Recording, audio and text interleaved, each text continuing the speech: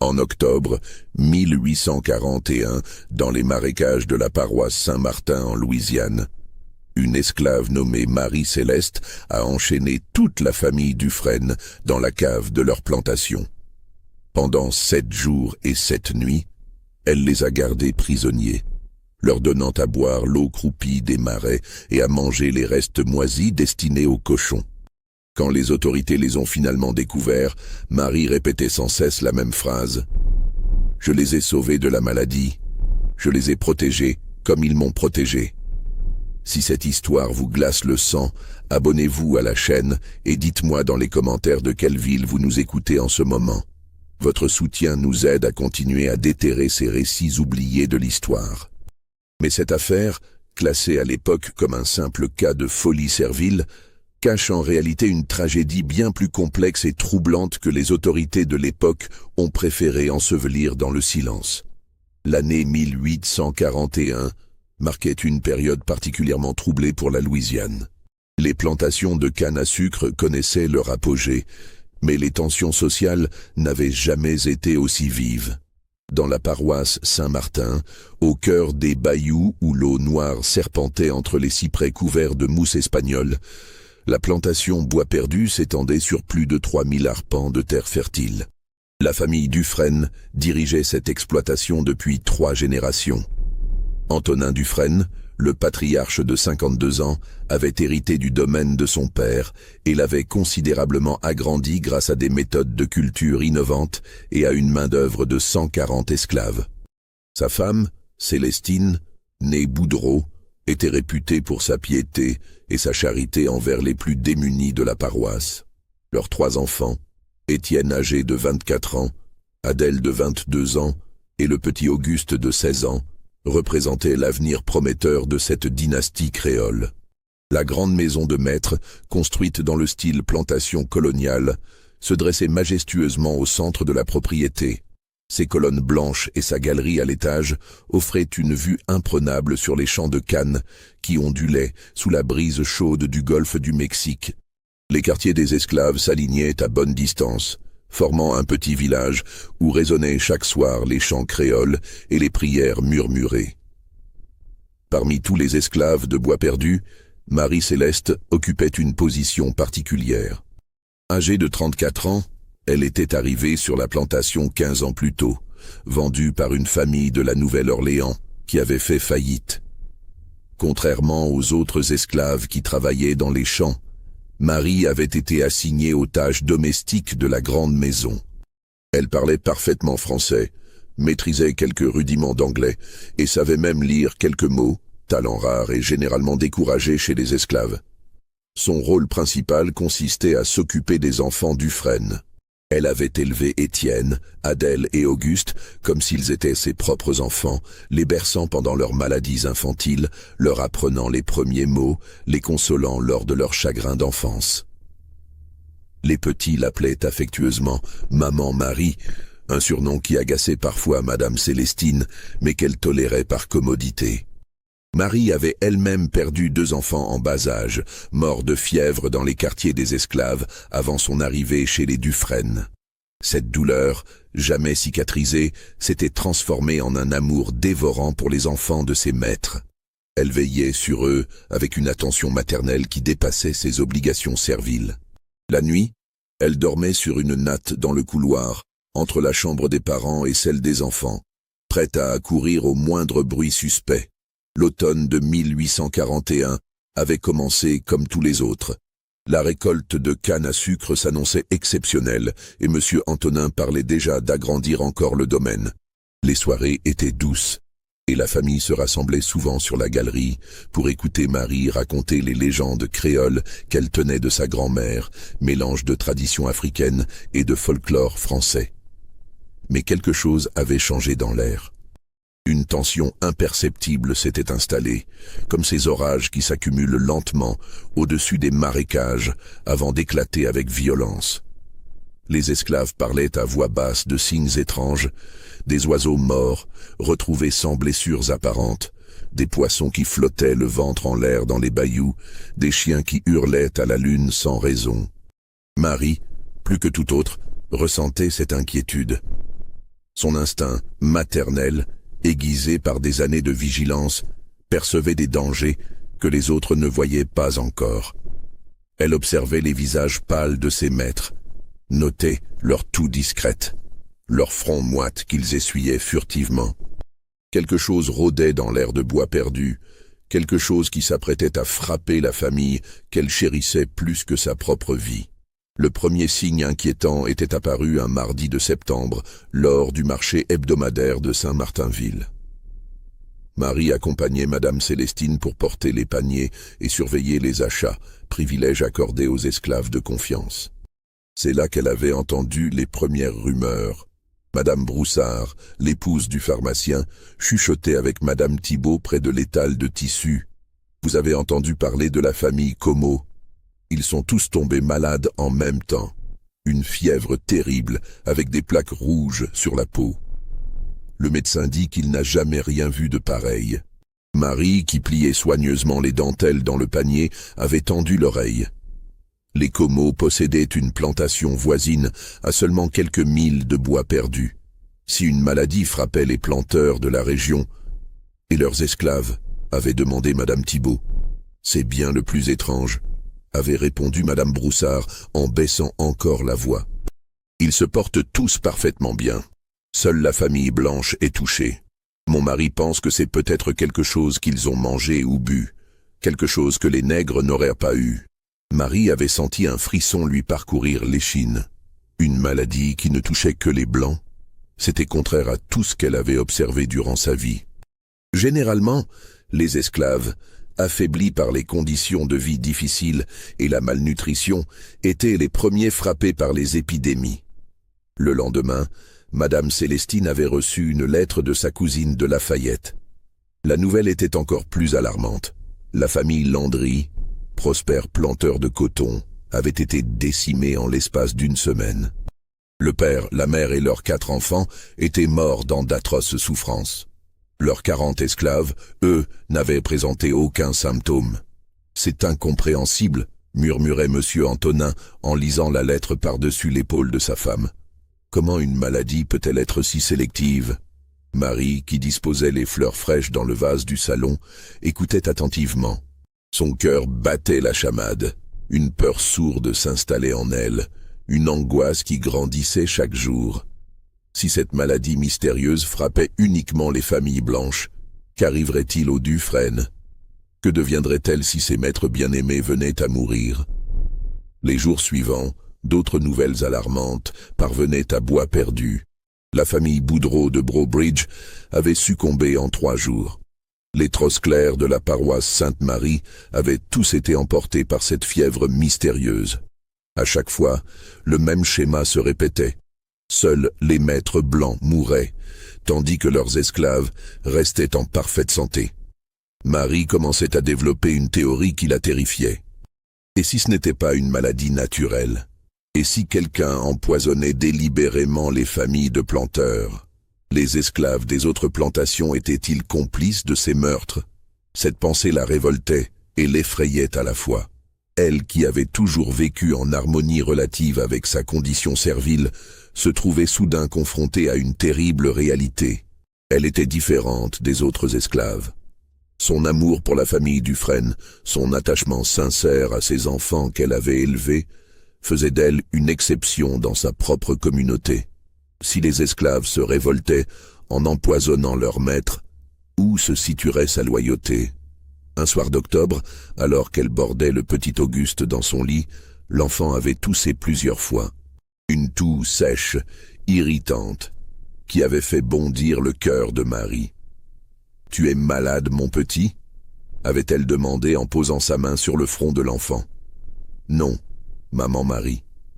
J'ai juste un peu mal à la gorge. » Cette nuit-là, Marie n'avait pas fermé l'œil. Elle était restée assise dans le couloir, veillant, écoutant le moindre bruit venant des chambres. Vers 4 heures du matin, elle avait entendu Madame Célestine tousser elle aussi, puis Monsieur Antonin, puis Étienne. La peur l'avait saisie comme une étau glacée. Cela commençait. La maladie mystérieuse avait atteint bois perdu, sa famille adoptive, ses enfants de cœur, allaient mourir comme tous les autres. À moins qu'elle ne trouve le moyen de les sauver. Les souvenirs de Marie remontaient à la surface, comme des bulles d'air dans l'eau noire des bayous. Elle se rappelait les histoires que sa grand-mère lui racontait, là-bas en Afrique, avant la grande traversée. Des histoires de poisons et de guérisseurs, de plantes qui tuaient et de plantes qui sauvaient, de secrets transmis de mère en fille à travers les générations. Grand-mère Aïssata lui avait appris que les esprits maléfiques pouvaient prendre de nombreuses formes pour s'attaquer aux innocents. Parfois, ils utilisaient d'autres hommes comme instruments de leur vengeance. « Méfie-toi de ceux qui sourient le jour et préparent leurs potions la nuit », disait-elle. « Le mal ne vient pas toujours d'où on l'attend. » Marie avait longtemps relégué ses superstitions au rang de conte pour enfants. Sa vie chez les Dufresne, rythmée par les offices religieux et l'éducation chrétienne qu'on lui avait inculquée, avait effacé peu à peu ses croyances ancestrales. Mais maintenant, face à cette épidémie inexplicable qui frappait uniquement les familles blanches, les paroles de sa grand-mère résonnaient dans sa mémoire avec une acuité troublante. Elle se souvenait aussi de Jacques, le vieux cuisinier de la plantation Tosclair qu'elle avait connu avant son arrivée chez les Dufresne. Jacques était réputé pour ses talents culinaires, mais aussi pour ses connaissances en herbes et plantes médicinales. C'était lui qui soignait discrètement les esclaves malades quand le médecin blanc refusait de se déplacer pour des nègres. Un jour, Jacques lui avait montré certaines plantes qui poussaient dans les marécages. Celle-ci, elle guérit la fièvre. Mais attention, si tu mets trop de racines, elle peut tuer un homme en une nuit. La nature, elle donne la vie et la mort dans la même plante. Tout dépend de celui qui s'en sert. Marie frissonna en repensant à cette conversation. Jacques avait-il transmis ses connaissances à d'autres esclaves? Existait-il un réseau secret d'empoisonneurs qui décimait méthodiquement les familles de planteurs? Cette idée lui paraissait à la fois incroyable et terrifiante. Elle observait désormais ses compagnons d'esclavage avec une méfiance grandissante. Tombé, le cuisinier de bois perdu préparait les repas de la famille avec le même soin apparent qu'autrefois. Mais Marie remarquait maintenant des détails qui lui avaient échappé. La façon dont il goûtait systématiquement la nourriture destinée au maître, comme s'il vérifiait quelque chose. Ses absences fréquentes dans les marécages, soi-disant pour ramasser des herbes aromatiques. Ses conversations à voix basse avec d'autres esclaves qui se taisaient brusquement quand elle approchait. Et puis, il y avait Céleste, la femme de chambre qui l'aidait parfois dans ses tâches. Céleste qui avait le même prénom que Madame Dufresne, coïncidence troublante qu'elle n'avait jamais relevée auparavant. Céleste qui s'occupait du linge, qui avait accès à toutes les chambres, qui connaissait les habitudes de chaque membre de la famille. Céleste qui, récemment, semblait éviter le regard de Marie et répondait de manière évasive à ses questions. Marie se rappelait une conversation qu'elle avait surprise quelques semaines plus tôt entre Céleste et Prudent, l'homme qui s'occupait des écuries. Ils parlaient en créole, pensant qu'elle ne comprenait pas, mais Marie maîtrisait parfaitement cette langue mélange de français et de dialectes africains. « Le temps arrive », avait murmuré Céleste. « Nos frères des autres plantations nous ont montré la voie. » Et Marie avait demandé Prudent. « Elle est trop proche des maîtres, on ne peut pas lui faire confiance. » Marie, elle comprendra quand ce sera fini. Elle n'a pas le choix, c'est ça ou retourner au champ. Sur le moment, Marie n'avait pas saisi la portée de ces paroles. Elle avait pensé qu'il parlait d'une éventuelle révolte d'esclaves. Rumeurs qui circulaient périodiquement et que les maîtres étouffaient rapidement. Mais maintenant, en repensant à cette conversation dans le contexte de l'épidémie mystérieuse, elle comprenait qu'il s'agissait de quelque chose de bien plus organisé et de plus terrible. Les esclaves des différentes plantations étaient en contact. Ils avaient élaboré un plan pour éliminer leur maître. Un plan qui impliquait l'usage de poisons subtils, de substances qui imitaient les symptômes d'une maladie naturelle. Un plan qui avait déjà fait des dizaines de victimes dans toute la région. Et maintenant, ce plan arrivait à bois perdu. Marie sentait le piège se refermer autour de sa famille adoptive. Dans quelques jours, peut-être quelques heures, Tombé ajouterait les plantes mortelles dans la soupe du dîner. Céleste glisserait la poudre empoisonnée dans l'eau de toilette de Madame Dufresne. Prudent introduirait le poison dans l'avoine des chevaux que montait Étienne. Elle seule pouvait les sauver. Elle seule connaissait le danger qui les menaçait. Mais comment leur expliquer sans preuve?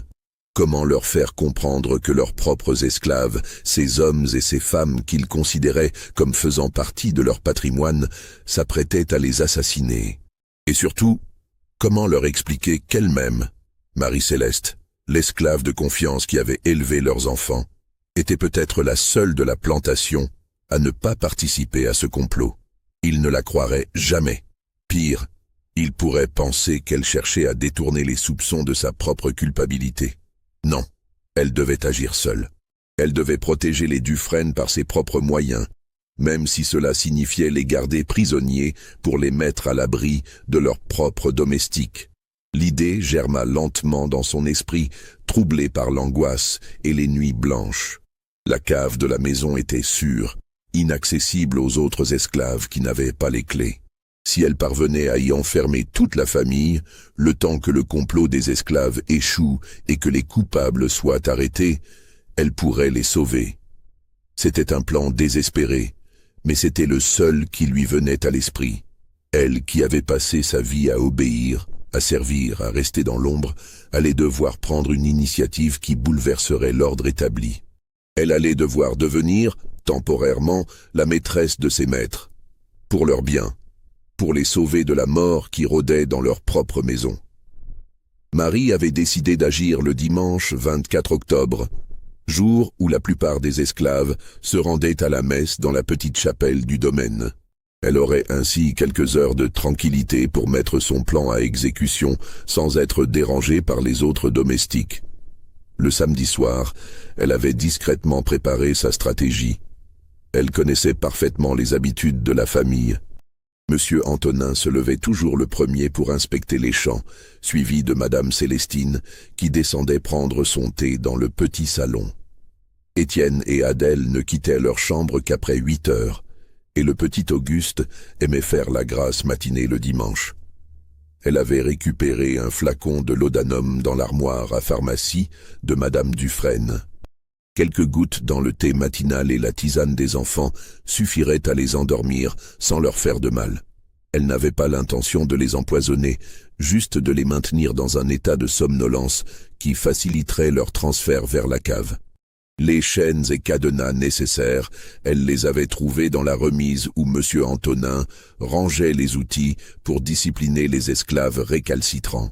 Ironie du sort, ces instruments d'oppression allaient servir à protéger les oppresseurs. La cave de la maison Dufresne était vaste et relativement confortable. Construite en pierre taillée, elle servait à la fois de cellier pour conserver les vins et de réserve pour les provisions d'hiver. L'air y circulait correctement grâce à plusieurs soupiraux, et la température restait fraîche même en plein été.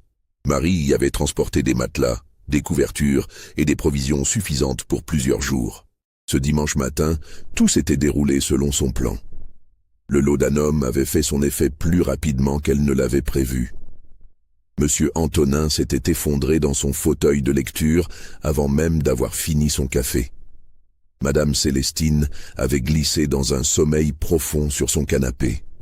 Les enfants, encore à demi endormis, n'avaient opposé aucune résistance quand elle leur avait expliqué qu'ils devaient descendre à la cave pour échapper à une maladie dans l'air.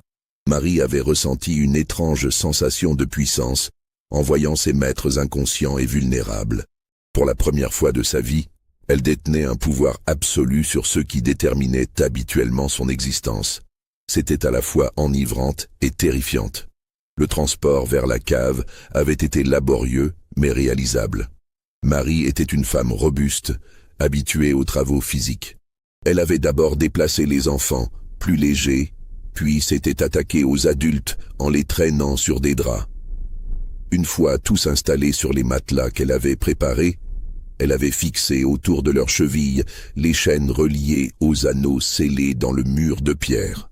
Quand ils avaient repris conscience vers midi, leur première réaction avait été la stupeur, puis la colère. « Marie, qu'est-ce que cela signifie ?» avait hurlé Monsieur Antonin, en tirant furieusement sur ses chaînes. « Détache-nous immédiatement. »« Je ne peux pas, maître, » avait répondu Marie avec une douceur inhabituelle. « C'est pour votre protection. Il y a du poison dans la maison. Les autres esclaves veulent vous tuer. »« Tu es devenue folle, » avait crié Madame Célestine. « Jamais nos gens ne feraient une chose pareille. Ils nous sont dévoués. » Marie avait secoué la tête avec une expression de profonde tristesse. « Non, madame. Ils ne vous aiment pas comme moi je vous aime. Ils font partie d'un complot. Toutes les familles de planteurs meurent à cause d'eux. Je ne peux pas les laisser vous faire du mal. » Adèle, la jeune fille de 22 ans, avait fondu en larmes. « Marie, tu nous fais peur. Qu'est-ce qui t'arrive? Tu nous as toujours protégés, mais là tu nous fais du mal. » Ces paroles avaient transpercé le cœur de Marie. Elle ne voulait pas effrayer ses enfants chéris. Elle voulait juste les sauver. Mais comment leur faire comprendre la gravité de la situation? « Écoutez-moi, » avait-elle supplié en s'agenouillant devant eux. « Vous vous rappelez les Como, les Landry, les Boudreau? Ils sont tous morts de cette maladie mystérieuse. Mais leurs esclaves, eux, se portaient bien. C'est pas naturel, ça. C'est qu'ils mettent du poison dans votre nourriture. » Étienne, l'aîné de la famille, avait tenté de garder son calme. « Marie, même si ce que tu dis est vrai, ce n'est pas en nous enchaînant que tu vas résoudre le problème. Il faut prévenir les autorités, faire arrêter les coupables. »« Les autorités, elles vont pas croire une négresse » avait rétorqué Marie avec véhémence. « Et pendant qu'elles enquêtent, vous serez mort. Non, le seul moyen de vous sauver, c'est de vous garder ici, loin d'eux, jusqu'à ce que leur plan échoue. » Le petit Auguste, le plus jeune, s'était approché autant que ses chaînes le permettaient. « Ma maman Marie, j'ai peur, je veux sortir d'ici. Je te promets que je mangerai rien si tu crois que c'est empoisonné. » Marie avait failli craquer en entendant la voix tremblante de l'enfant qu'elle avait bercé tant de fois. Mais elle devait rester forte, elle devait les protéger malgré eux. « Vous comprendrez plus tard, » avait-elle murmuré. « Quand tout sera fini, vous me remercierez de vous avoir sauvé la vie. » Les heures suivantes avaient été un cauchemar pour toute la famille. Enfermés dans cette cave humide, enchaînés comme des criminels par celle qu'ils considéraient comme leur protectrice, ils oscillaient entre la colère, la peur et l'incompréhension. Marie leur apportait régulièrement de l'eau et de la nourriture qu'elle goûtait devant eux pour prouver qu'elle n'était pas empoisonnée. « Je prépare tout moi-même, » expliquait-elle. « Je fais bouillir l'eau du puits. Je cueille les légumes directement dans le potager. Comme ça, on est sûr que c'est pas Tombé ou un autre qui a mis des plantes maléfiques dedans. » Mais au-dessus de leur tête, dans la grande maison désertée, les autres esclaves commençaient à s'inquiéter de la disparition de leur maître. Le lundi matin, Tombé était venu frapper à la porte de la maison de maître. Marie, qui montait la garde dans le salon, l'avait entendu appeler « Maître Antonin, Madame Célestine, il est 8 heures passées. Vous voulez votre petit déjeuner ?» Marie était restée silencieuse, le cœur battant. En bas, dans la cave, elle entendait les Dufresne qui tentaient de crier pour attirer l'attention, mais les murs épais étouffaient leur voix. Tombé avait insisté. « Maître, y a-t-il un problème ? » « Marie, tu es là ? Où est la famille ?» Après quelques minutes d'attente, il était reparti, mais Marie savait qu'il reviendrait avec d'autres esclaves. Elle devait trouver une explication plausible à l'absence de ses maîtres. 1 heure plus tard, Tombé était revenu accompagné de Céleste et de Prudent. Cette fois, Marie était descendue leur ouvrir. « Où sont les maîtres ?» avait demandé Céleste d'un ton soupçonneux. « Ils sont partis très tôt ce matin pour Lafayette », avait menti Marie. « Maître Antonin a reçu une lettre urgente hier soir. Un problème avec la famille de Madame Célestine. Ils reviendront dans quelques jours. » Prudent avait froncé les sourcils. Pourquoi ils n'ont pas pris la calèche? Elle est toujours dans l'écurie. Marie avait senti la sueur perler sur son front. Ils ont pris des chevaux de selle. C'était plus rapide. Et ils t'ont rien dit à toi? Avait insisté Céleste. D'habitude, Madame Célestine te donne toujours ses instructions avant de partir. Elle était trop préoccupée, avait improvisé Marie. Elle m'a juste dit de veiller sur la maison. » Les 3 esclaves avaient échangé des regards étranges avant de se retirer. Mais Marie sentait qu'ils ne la croyaient pas complètement. Elle les voyait chuchoter entre eux dans la cour, leurs yeux se tournant régulièrement vers les fenêtres de la grande maison. Dans la cave, la situation se dégradait. Monsieur Antonin avait développé une toux persistante à cause de l'humidité. Madame Célestine refusait de s'alimenter, espérant faire plier Marie par la grève de la faim. Les enfants alternaient entre crises de larmes et tentatives de négociation. « Marie, s'il te plaît, » suppliait Adèle. « Papa tousse de plus en plus. Il va tomber malade pour de bon si tu nous gardes ici. Tu veux nous protéger de la maladie, mais tu es en train de nous rendre malades. » Marie était tiraillée entre sa mission protectrice et l'évidence que ses méthodes causaient des souffrances à ceux qu'elle voulait sauver. Mais chaque fois qu'elle hésitait, elle repensait aux familles décimées de la région, aux esclaves complices qui complotaient peut-être en ce moment même au-dessus de leur tête. Le mardi, ses soupçons parurent se confirmer. En épiant par la fenêtre, elle vit Tombé et Prudent qui discutaient avec 2 hommes qu'elle ne reconnaissait pas. Des esclaves d'une autre plantation, venus sans doute coordonner le complot. Ils regardaient vers la maison avec des expressions préoccupées.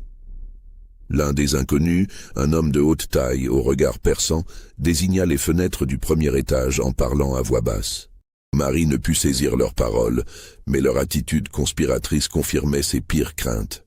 Elle redoubla de vigilance, barricadant les portes et gardant constamment sur elle les clés de la cave. La nuit, elle dormait d'un sommeil agité dans le salon, sursautant au moindre bruit. Le mercredi, la tension atteignit son paroxysme. Marie entendit des bruits de pas inhabituels autour de la maison pendant la nuit. Des chuchotements, des grattements contre les volets, comme si quelqu'un cherchait un moyen d'entrer. Elle resta éveillée toute la nuit, un couteau de cuisine à la main, prête à défendre l'accès à la cave. Au petit matin, elle découvrit des traces de pas dans la terre meuble sous les fenêtres. Quelqu'un avait bel et bien tenté de s'introduire dans la maison, la preuve que le complot était en marche, que les esclaves cherchaient à éliminer les témoins de leurs crimes futurs. Dans la cave, l'état de Monsieur Antonin s'aggravait. Sa toux était devenue rauque et douloureuse. Il avait de la fièvre et se plaignait de maux de tête. Madame Célestine, malgré sa faiblesse due au jeûne qu'elle s'imposait, le soignait du mieux qu'elle pouvait avec les moyens dérisoires dont il disposait. « Marie » l'appela-t-elle d'une voix faible. « Antonin a besoin d'un médecin. Cette humidité et ces chaînes sont en train de le tuer. Si tu nous aimes vraiment, laisse-nous sortir. » Marie descendit examiner son maître. Effectivement, son état était préoccupant. Mais comment savoir si cette maladie était naturelle ou si elle était déjà le résultat d'un empoisonnement antérieur? Peut-être que Tombé avait réussi à introduire du poison dans sa nourriture avant qu'elle ne les mette en sécurité.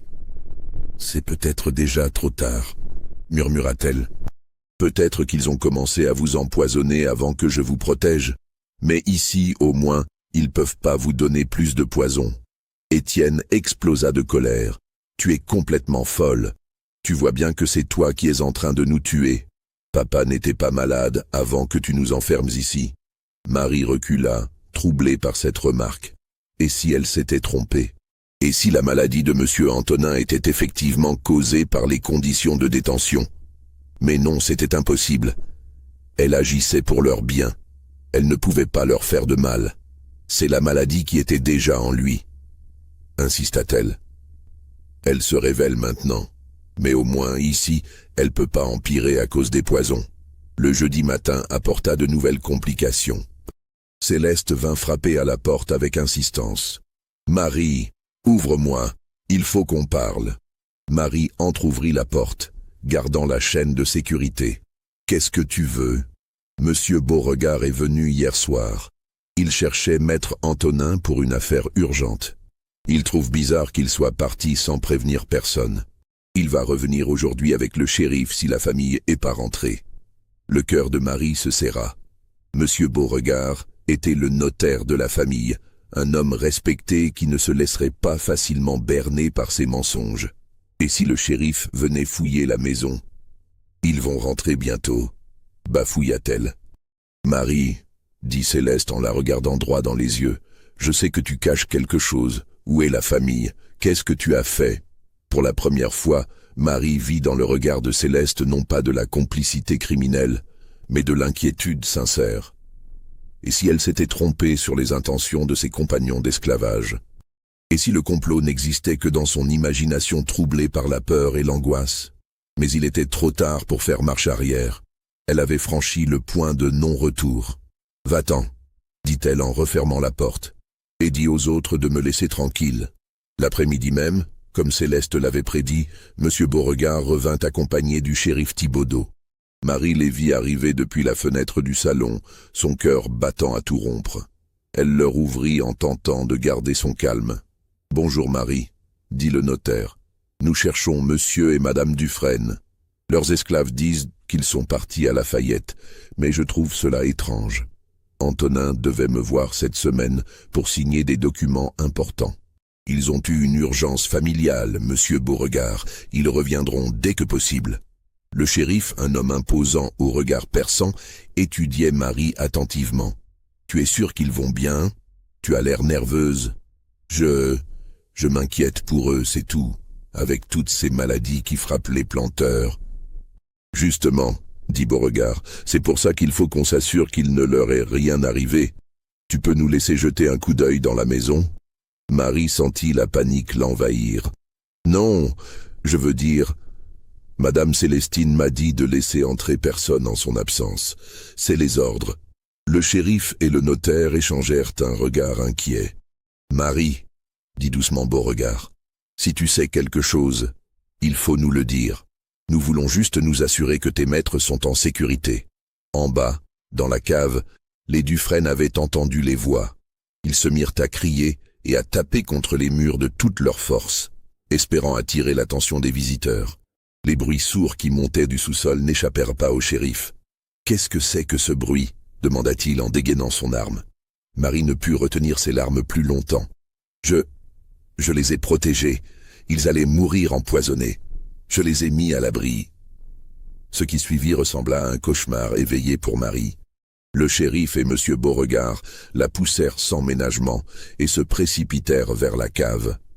Les clés tremblaient dans les mains de Marie, tandis qu'elle tentait une dernière fois d'expliquer « Non, vous comprenez pas. Ils sont en sécurité ici. Si vous les sortez, ils vont mourir comme tous les autres. » Mais personne ne l'écoutait plus. Le shérif Thibaudot dégaina son arme et ordonna fermement « Les clés, Marie. » Maintenant, quand ils découvrirent la famille Dufresne enchaînée dans l'humidité et l'obscurité, le spectacle qui s'offrit à eux était bien plus poignant que ce qu'ils avaient imaginé. La cave, que Marie croyait confortable, révélait toute sa cruauté sous le regard extérieur. Monsieur Antonin gisait sur son matelas de fortune, livide et décharné. Sa respiration était sifflante et irrégulière, ses lèvres presque bleues par le manque d'air pur. 4 jours dans cette atmosphère confinée avaient transformé l'homme robuste en un invalide au souffle court. Madame Célestine, amaigrie par 4 jours de jeûne partiel, avait perdu près de 10 livres. Ses cheveux, autrefois soignés, pendaient en mèches graisseuses, et ses vêtements étaient souillés par l'impossibilité de maintenir une hygiène décente. Les enfants présentaient un tableau encore plus déchirant. Adèle, la jeune femme de 22 ans habituée au raffinement de la société créole, avait les poignets écorchés par les chaînes et le regard vitreux de quelqu'un qui a perdu confiance en la réalité. Étienne tentait de garder une contenance, mais ses mains tremblaient de façon incontrôlable. Le petit Auguste, le plus fragile, s'était recroquevillé dans un coin, le pouce dans la bouche comme un enfant de 3 ans, fixant le vide avec des yeux hagards. « Mon Dieu !» souffla Beauregard en portant son mouchoir à son nez pour filtrer l'odeur de moisissure et d'excréments qui régnait dans la cave. « Marie, qu'est-ce que tu as fait ?»« Je les ai sauvés !» cria Marie en se débattant pour échapper au shérif qui tentait de la maîtriser. Ses ongles griffèrent le visage de l'homme, laissant des traces sanglantes. Ils allaient mourir comme tous les autres. Les esclaves les empoisonnent. C'est un complot, vous devez me croire. Sa voix avait pris une tonalité aiguë, presque hystérique, qui glaça le sang des 2 hommes. Ce n'était plus la Marie douce et mesurée qu'il connaissait, mais une femme au bord de l'effondrement mental. Tandis que Beauregard se précipitait pour libérer la famille de leur chaîne, ses mains tremblaient d'émotion et de colère. Les cadenas, rouillés par l'humidité, résistaient. Monsieur Antonin tentait de parler, mais seuls des râles sortèrent de sa gorge irritée. « De l'eau » parvint-il finalement à articuler. « S'il vous plaît, de l'eau propre » Marie continuait à plaider sa cause, sa voix résonnant étrangement dans l'espace confiné. « Demandez aux Como, demandez aux Landry. Ils sont tous morts à cause des esclaves. Seules les familles blanches meurent, c'est pas naturel. Je pouvais pas les laisser boire l'eau empoisonnée. Je pouvais pas les laisser manger la nourriture de tombée. » Le shérif parvint finalement à la menotter, mais Marie se débattait comme une furie. « Vous comprenez pas » s'écria-t-elle. « Je les aime, ce sont mes enfants, mes bébés, j'ai changé leur lange, j'ai veillé leur fièvre, j'ai chanté pour les endormir.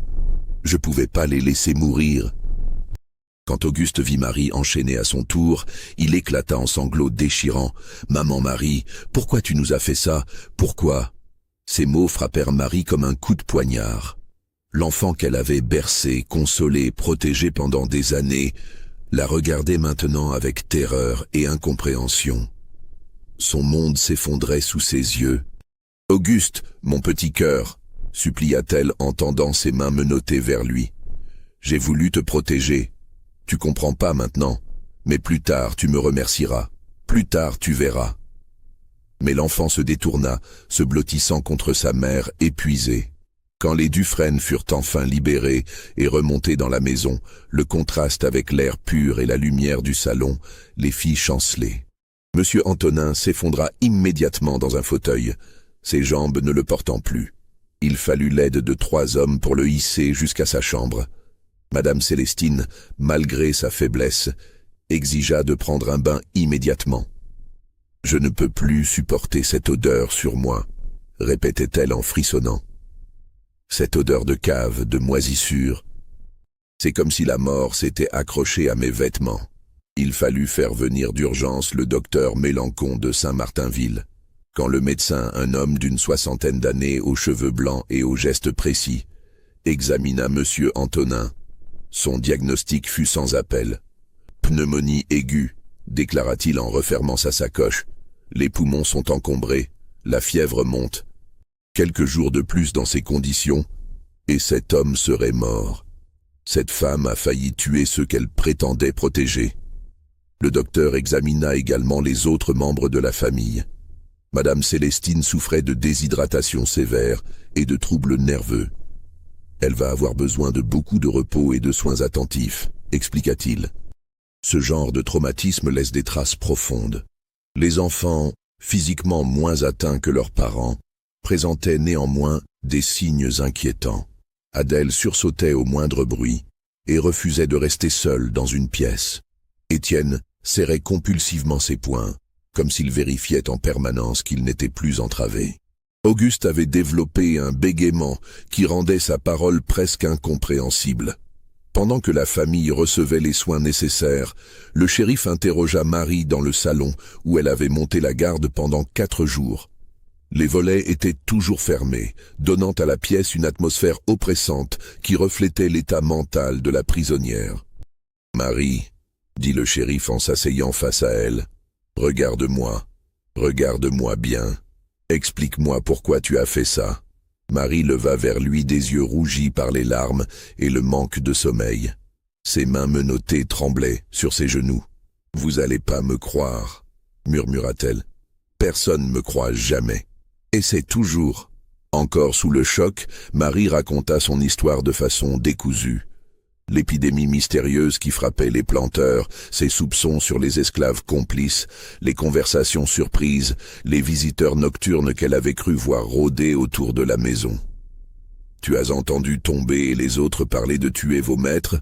demanda le shérif. « Pas exactement, » admit Marie. « Mais il parlait de changement, du temps qui arrive, et puis toutes ces familles qui meurent et jamais les esclaves. Tu as vu quelqu'un mettre du poison dans la nourriture ? Marie secoua la tête. Non, mais ils sont malins. Ils font ça en secret. C'est pour ça que j'ai goûté toute la nourriture que je leur donnais. Pour être sûr. Plus elle parlait, plus elle réalisait à quel point ses accusations paraissaient délirantes. Chaque question du shérif révélait l'absence de preuves concrètes. Tout reposait sur des impressions, des coïncidences, des peurs nourries par l'angoisse et l'isolement psychologique. « Marie, tu as des preuves de ce complot ?» Le silence qui suivit fut éloquent. Marie baissa la tête, incapable de soutenir le regard du shérif. « Les familles sont mortes », murmura-t-elle d'une voix à peine audible. « Oui, d'une épidémie de fièvre jaune », répondit calmement le shérif. Le docteur Mélençon l'a identifié la semaine dernière. Il a même écrit aux autorités sanitaires de la Nouvelle-Orléans pour signaler l'épidémie. C'est effectivement une maladie qui ne touche que certaines personnes, selon leur constitution et leur exposition aux moustiques porteurs. Rien à voir avec du poison. Marie sentit son monde s'écrouler. La fièvre jaune. Elle connaissait cette maladie. Elle en avait entendu parler. Une maladie transmise par les moustiques des marécages, qui frappait de façon apparemment aléatoire, mais selon des logiques médicales précises.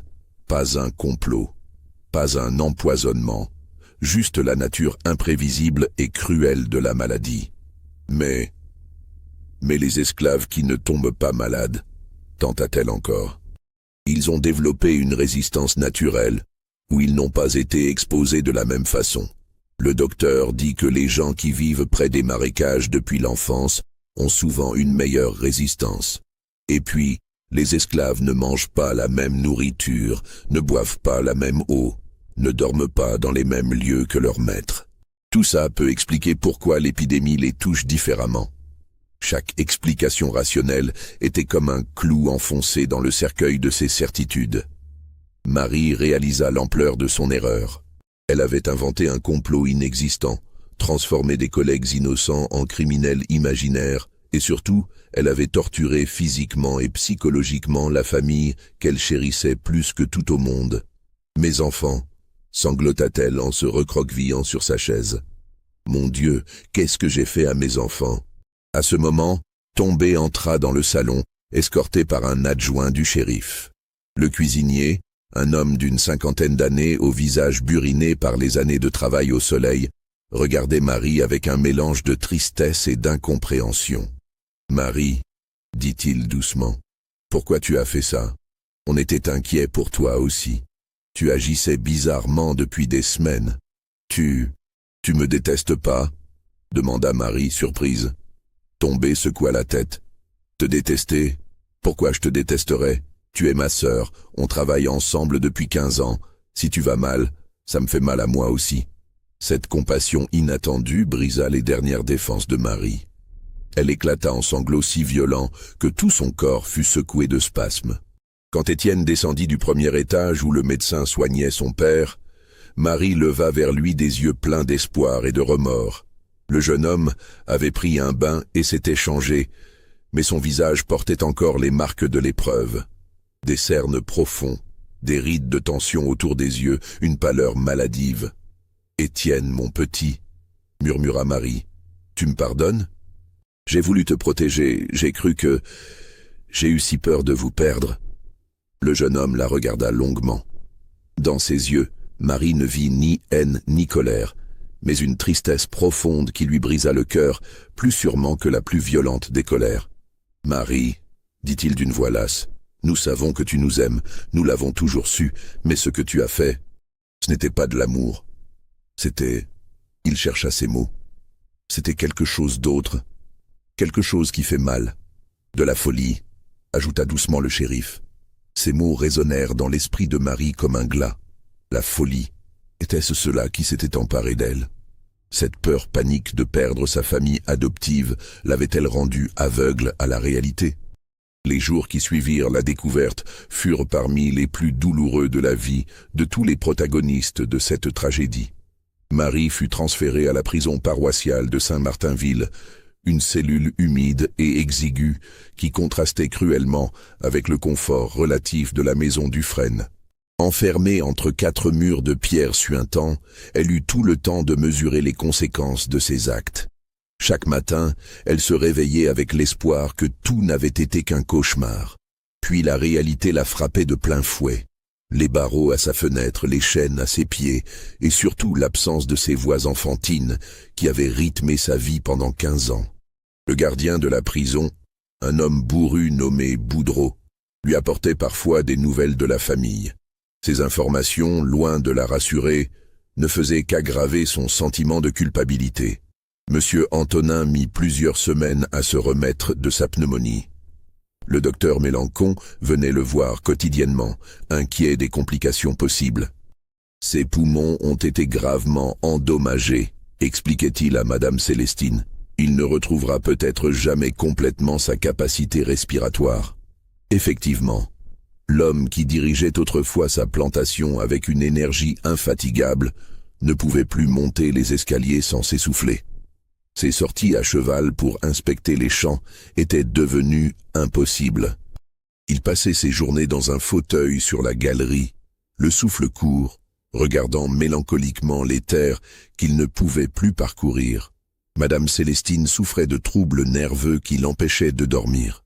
Chaque bruit nocturne la faisait sursauter. Elle avait fait installer des verrous supplémentaires à toutes les portes et refusait de descendre à la cave, même accompagnée. Le docteur lui prescrivait des gouttes calmantes, mais leur effet s'estompait rapidement. « J'ai l'impression qu'elle peut revenir », confiait-elle à son mari dans leurs moments d'intimité. « J'ai l'impression qu'elle rôde encore dans la maison. Parfois, je crois entendre ses pas dans le couloir. » Les enfants réagissaient chacun à leur manière au traumatisme subi. Adèle, la jeune femme de 22 ans qui se préparait à épouser le fils Boudreau au printemps suivant, avait reporté indéfiniment ses fiançailles. Elle ne supportait plus d'être touchée, même par sa mère, et passait ses journées enfermée dans sa chambre à broder compulsivement les mêmes motifs.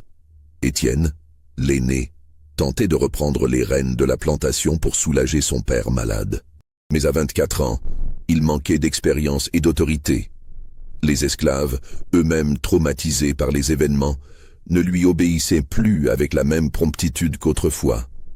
Certains chuchotaient que la malédiction de Marie pesait encore sur la famille. Le petit Auguste, le plus fragile, présentait les séquelles les plus inquiétantes. Le bégaiement qu'il avait développé s'aggravait de jour en jour. Il avait également développé une peur panique de l'obscurité et refusait de dormir seul.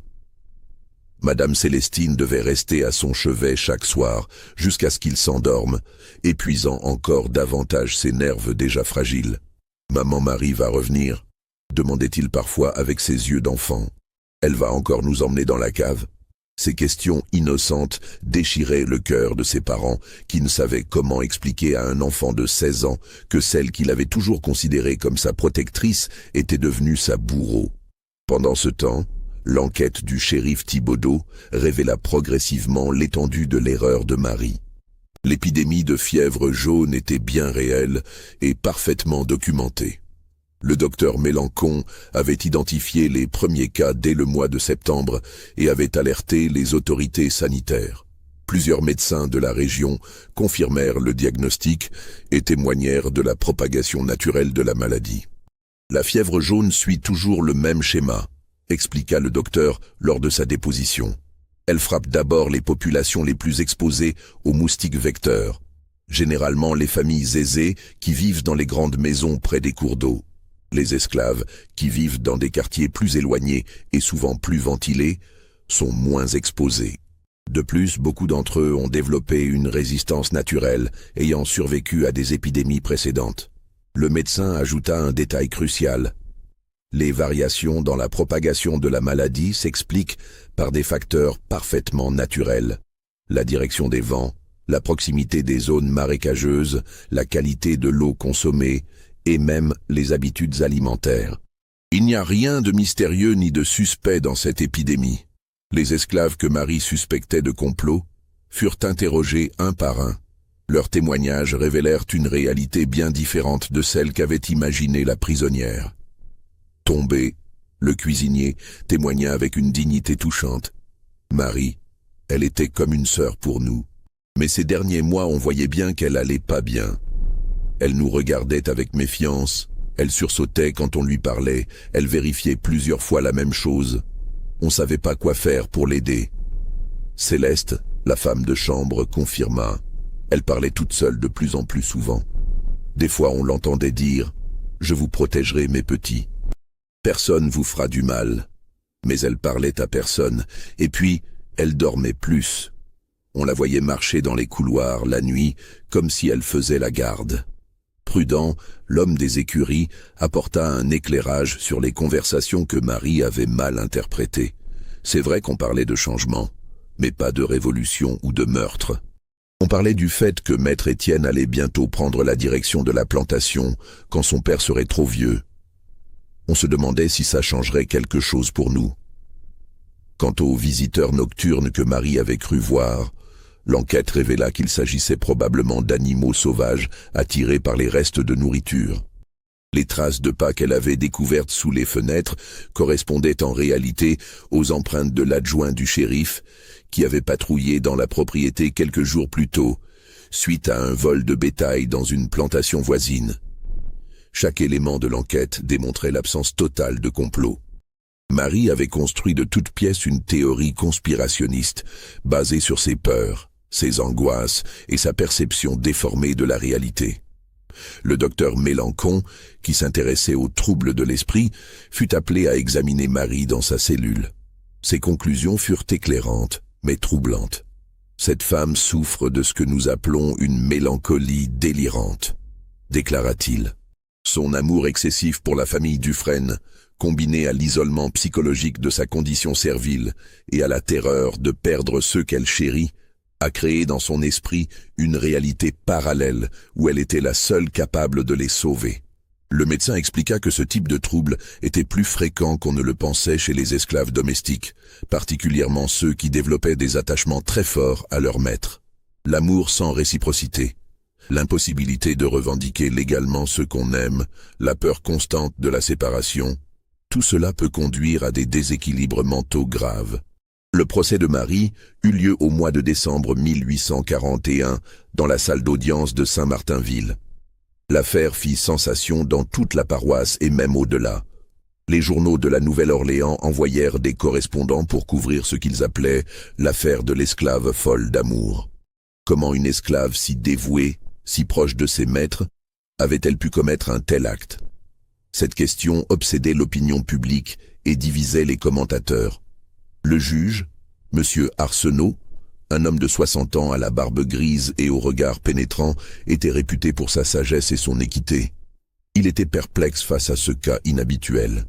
Habituellement, les crimes d'esclaves contre leur maître étaient motivés par la haine, la vengeance ou la recherche de liberté. Ici, l'accusé clamait son amour pour ses victimes et sa volonté de les protéger. « Marie Céleste », dit-il d'une voix grave qui résonna dans la salle comble, « tu reconnais avoir séquestré et maltraité la famille Dufresne pendant 4 jours ?» Marie, vêtue d'une robe de bure grise et les mains enchaînées, leva vers lui des yeux creusés par les larmes et l'insomnie. « Oui, votre honneur, mais c'était pour les sauver. Tu comprends que tes actes ont failli causer la mort de Monsieur Antonin, que Madame Célestine et ses enfants portent encore les cicatrices de ta protection. » Marie baissa la tête, incapable de soutenir le regard du magistrat. Cette réalité la torturait plus que toutes les punitions qu'on pourrait lui infliger.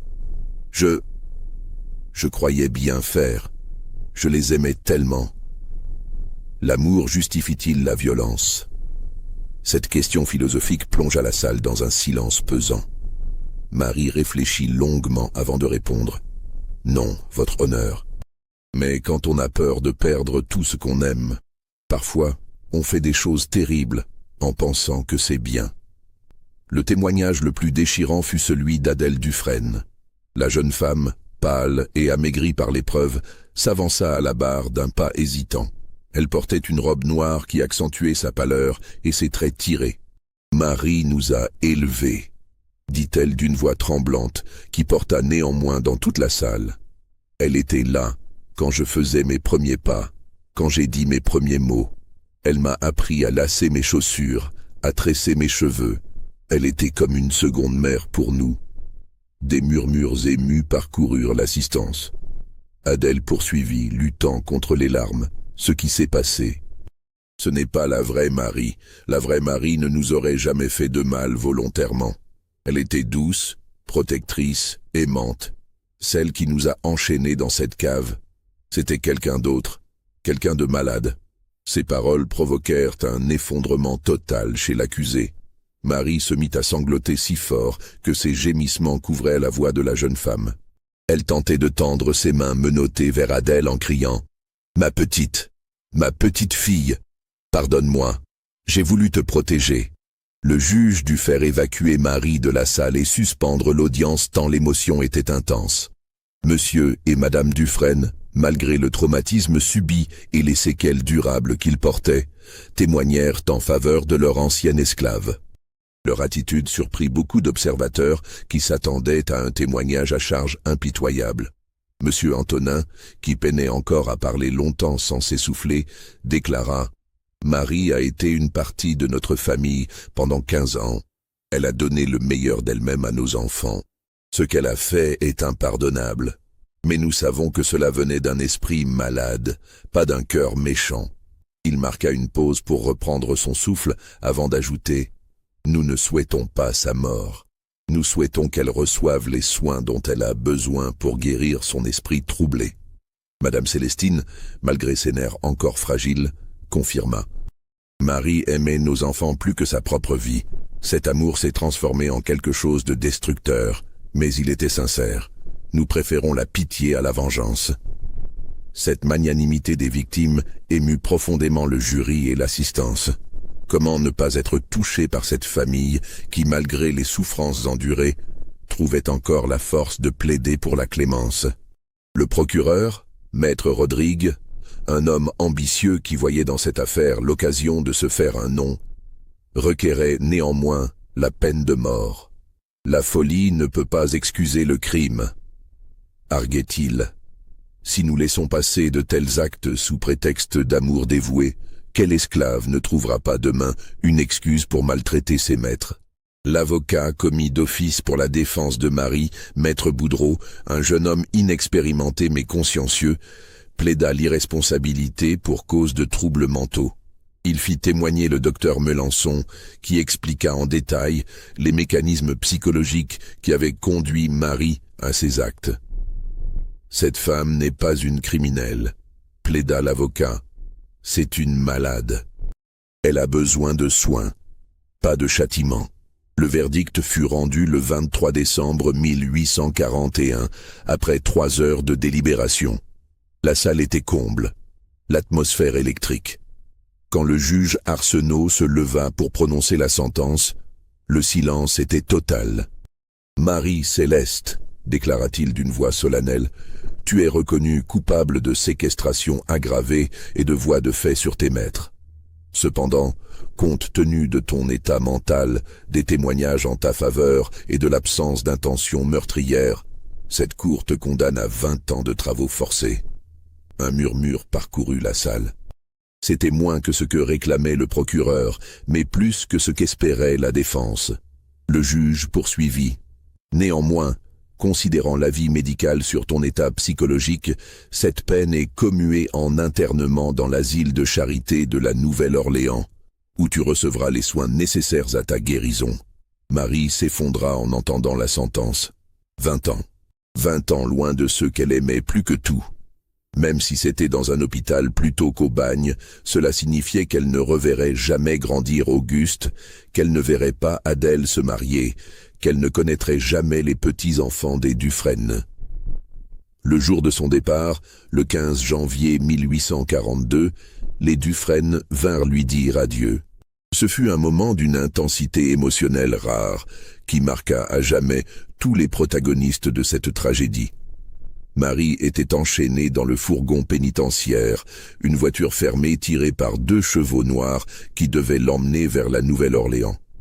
À travers les barreaux de la petite fenêtre, elle regardait une dernière fois la plantation Bois Perdu, ces terres qu'elle avait parcourues pendant 15 ans, cette maison où elle avait connu les seuls moments de bonheur de sa vie d'esclave. Monsieur Antonin s'approcha le premier, s'appuyant lourdement sur une canne. Sa respiration était encore sifflante, et Marie réalisa avec horreur qu'il ne se remettrait jamais complètement de sa pneumonie. C'était elle qui avait brisé cet homme robuste, elle qui avait transformé le maître énergique en invalide prématuré. « Marie, dit-il d'une voix douce mais fatiguée, nous ne t'oublierons jamais. Ni le mal que tu nous as fait, ni le bien que tu nous as donné pendant toutes ces années. » Maître Antonin, sanglota Marie en pressant son visage contre les barreaux. Pardonnez-moi, je voulais juste vous protéger. Je vous aimais tellement. Nous le savons, répondit-il. C'est justement cela qui rend tout si tragique. Madame Célestine s'avança à son tour, visiblement affaiblie par les troubles nerveux qui la rongeaient. Ses mains tremblaient légèrement, et elle gardait une distance prudente avec le fourgon. « Marie, murmura-t-elle, prends soin de toi. Guéris. Trouve la paix. » « Madame Célestine, ma chère madame, gémit Marie, je regrette tellement. Si je pouvais revenir en arrière... » « Le passé est le passé, coupa doucement Madame Célestine. Maintenant, il faut que tu guérisses ton esprit malade. » Adèle s'approcha ensuite, le visage fermé mais les yeux brillants de larmes contenues. La jeune femme qui avait toujours été la plus proche de Marie semblait maintenant la plus distante. « Adèle, ma petite princesse, » supplia Marie en tendant ses mains menottées vers elle. « Tu étais comme ma propre fille. Tu te souviens quand tu avais peur des orages ? Je te chantais les berceuses de ma grand-mère jusqu'à ce que tu t'endormes. »« Je me souviens, » répondit Adèle d'une voix brisée, « mais je me souviens aussi de la cave. Je me souviens des chênes. Je me souviens de la terreur dans tes yeux quand tu nous regardais. Tu n'étais plus toi, Marie. Tu étais devenue quelqu'un d'effrayant. » Ces mots furent comme des coups de poignard pour Marie. Sa petite Adèle, qu'elle avait bercée, consolée, protégée, la regardait maintenant avec méfiance et douleur. Enfin, le petit Auguste s'avança. Le garçon de 16 ans avait beaucoup grandi en quelques mois, mais son visage portait encore les traces du traumatisme. Son bégaiement s'était légèrement amélioré, mais il parlait toujours avec hésitation. « Ma maman Marie, » dit-il d'une voix tremblante, « j'ai peur de toi maintenant, mais je t'aime encore un peu. » Cette innocence cruelle acheva de briser le cœur de Marie. L'enfant qu'elle avait le plus choyé, ce petit garçon qu'elle appelait son rayon de soleil, avouait candidement qu'elle lui faisait désormais peur. « Auguste, mon petit cœur, » sanglota-elle, « pardonne-moi. Maman Marie était malade dans sa tête. Elle voulait juste te protéger, mais elle s'y est mal prise. Tu comprends ? » « Je crois, » répondit l'enfant. « Mais pourquoi tu nous as fait mal pour nous protéger ?» Cette question, dans sa simplicité enfantine, résumait toute l'absurdité tragique de la situation. Comment expliquer à un enfant que l'amour peut devenir destructeur, que la protection peut se transformer en torture, que les bonnes intentions peuvent mener aux pires conséquences? « Parce que j'étais folle, mon petit, » avoua Marie en pleurant. « Parce que j'avais tellement peur de vous perdre que j'ai perdu la raison. » Auguste s'approcha alors des barreaux et, surmontant sa peur, tendit sa petite main vers celle de Marie. « Ma maman Marie, nous savons que tu nous aimais. Nous aussi nous t'aimons. Nous n'oublierons jamais les bonnes années. » Ce geste d'une tendresse infinie, venant de l'enfant qu'elle avait le plus traumatisé, fut à la fois un réconfort et une torture supplémentaire pour Marie. Ces mots l'accompagnèrent dans son voyage vers l'asile, résonnant dans sa tête comme une mélodie douce amère. Le fourgon s'ébranla lentement, emportant Marie vers un avenir incertain. À travers les barreaux, elle vit s'éloigner les visages de ceux qu'elle avait tant aimés, si mal aimés. La plantation bois perdu rapetissa peu à peu jusqu'à disparaître derrière les cyprès des marécages. À l'hôpital de la Charité de la Nouvelle-Orléans, Marie fut accueillie par sœur Marguerite Marie, une religieuse d'âge mûr, spécialisée dans les soins aux aliénés. L'établissement, dirigé par les filles de la Charité, tentait d'appliquer les nouvelles méthodes de traitement moral préconisées par les aliénistes européens. « Marie Céleste, » dit la religieuse en lisant son dossier, « vous êtes ici pour guérir votre esprit troublé. Nous allons vous aider, mais il faudra que vous participiez à votre propre guérison. » L'asile était un monde à part, peuplé d'âmes perdues, aux trajectoires brisées. Marie y rencontra d'autres femmes victimes de troubles mentaux, des mélancoliques abandonnés par leur famille, des hystériques internés par des maris excédés, des femmes qui avaient sombré dans la folie après la perte d'un enfant. Dans ce microcosme de souffrance, Marie apprit progressivement à analyser ses propres démons. Les entretiens avec le docteur Préjean, l'aliéniste de l'établissement, l'aidèrent à comprendre les mécanismes qui l'avaient mené à ces actes tragiques. « Votre amour pour les enfants Dufresne était sincère, » lui expliquait le médecin, « mais il était aussi possessif et exclusif. Vous aviez développé une relation fusionnelle malsaine qui ne pouvait mener qu'à la souffrance. » Marie passait ses journées à travailler aux cuisines de l'hôpital, à aider à l'entretien des dortoirs et à participer aux séances de thérapie collective. Lentement, très lentement, elle apprenait à vivre avec sa culpabilité et ses regrets. Elle écrivait régulièrement aux Dufresne des lettres pathétiques où elle exprimait ses remords et demandait pardon. Seul Auguste lui répondait parfois, de courtes missives maladroites mais touchantes qui lui donnaient des nouvelles de la famille. « Papa va mieux, mais il tousse encore. Maman a moins peur la nuit. Adèle s'est mariée avec Monsieur Boudreau au printemps. Moi je grandis et j'apprends à gérer la plantation. Nous pensons encore à toi, maman Marie, même si c'est difficile. » Ces lettres étaient à la fois un baume et une torture pour Marie. Elle lui montrait que la vie continuait sans elle, que sa famille adoptive reconstruisait son bonheur malgré les blessures qu'elle avait causées. Les années passèrent avec une lenteur douloureuse. Marie vieillit prématurément, ses cheveux blanchissant avant l'âge, son visage se creusant de rides profondes. Elle oscillait entre des moments de lucidité douloureuse où elle mesurait pleinement l'ampleur de sa faute, et des phases de mélancolie profonde où elle se retranchait dans le mutisme. Parfois, dans ses crises les plus aiguës, elle croyait encore entendre les voix des enfants Dufresne l'appeler à l'aide. Elle se précipitait alors vers les fenêtres grillagées de l'asile, criant qu'elle devait aller les protéger, qu'un danger terrible les menaçait. Il fallait plusieurs infirmières pour la calmer et la ramener à la réalité. « Ils sont en sécurité », lui répétait inlassablement sœur Marguerite Marie. « Ils sont en sécurité loin de vous. C'est cela qui doit vous apaiser. » Cette vérité cruelle était en effet devenue son seul réconfort. Savoir que ceux qu'elle aimait étaient à l'abri de son amour destructeur. En 1850, Marie reçut une dernière lettre d'Auguste, devenu un homme de 25 ans qui dirigeait maintenant la plantation familiale. Il lui annonçait la naissance de son premier fils, qu'il avait prénommé Antoine, en l'honneur de son grand-père. « Tu aurais aimé le voir, maman Marie », écrivait-il. « Il a les yeux clairs comme papa et le sourire d'Adèle. Nous lui parlerons de toi quand il sera grand, mais seulement du bien que tu nous as fait avant que tu tombes malade. » Cette générosité d'esprit, cette capacité à séparer la femme aimante de la malade dangereuse, toucha profondément Marie.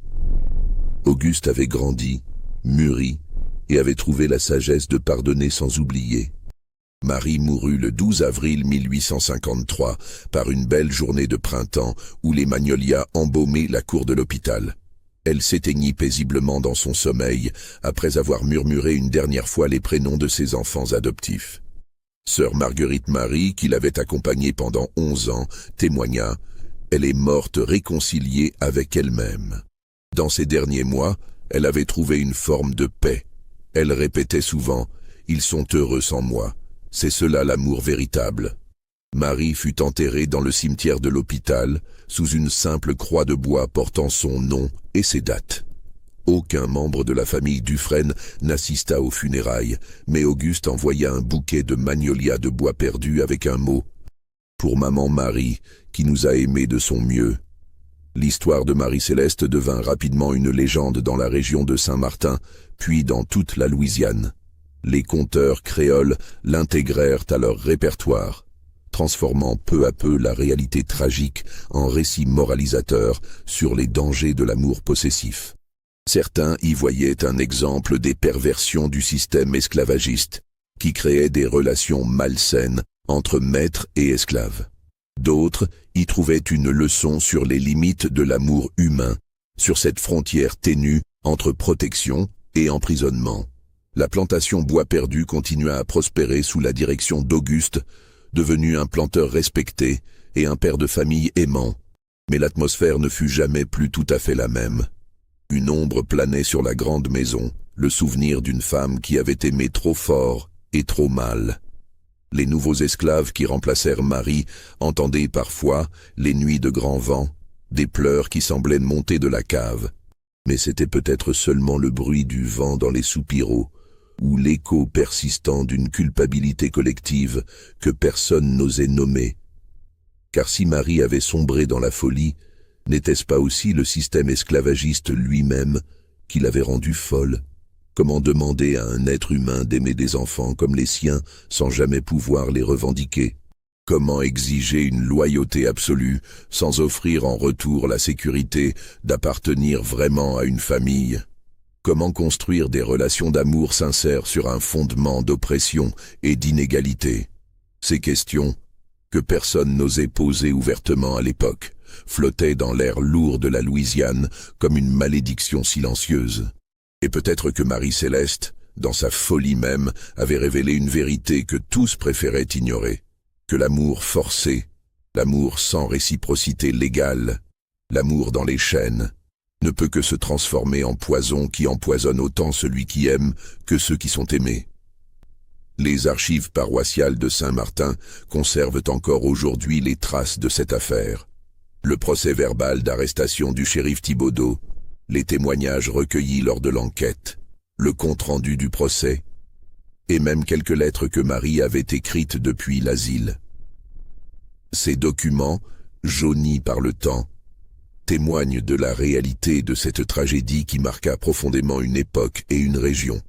Mais au-delà des faits historiques, l'histoire de Marie-Céleste pose des questions universelles sur la nature de l'amour, les limites de la protection et les conséquences tragiques qui peuvent découler des meilleures intentions lorsqu'elles sont perverties par la souffrance psychologique et l'isolement social.